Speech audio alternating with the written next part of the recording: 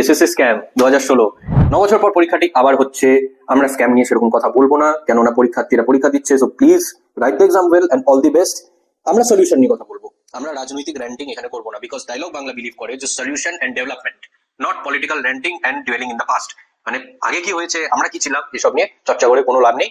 আগে কি করব, উন্নতি কি করে করব, আমাদের রাজ্যকে কি করে এই গর্তের থেকে উঠে আবার হাইওয়েতে নিয়ে দৌড়াবো, সেটাকে নিয়ে ভাবতে হবে। তো please subscribe to our channel if you watching in YouTube and follow the page if you watching in Instagram. তো সলিউশন, রিফর্ম লাগবে এই গভর্নমেন্ট এক্সামিনেশন প্রসেসে। প্রথমে তো সিবিটি কম্পিউটার বেসড টেস্ট হতে হবে।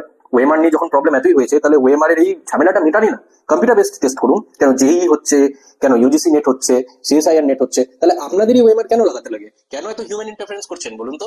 আচ্ছা, তারপরে হার্ড ড্রাইভে ডেটা চেঞ্জ হয়ে ক্যান্ডিডেটদেরকে ট্যাম্পার করে করে পাস করানো হয়েছিল, সেটাকে কি করে সলভ করবো? কিছুই না, blockchain based real time results.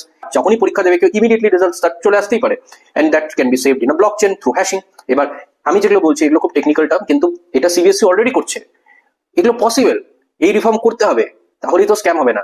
আগে যেতে লাগবে, নতুনত্বর দিকে ভাবতে লাগবে, কারেন্ট জেনারেশনের কি নিডস, ফিউচারের কি নিডস, এইভাবে নীতি তৈরি করতে হবে। Keep watching, keep learning.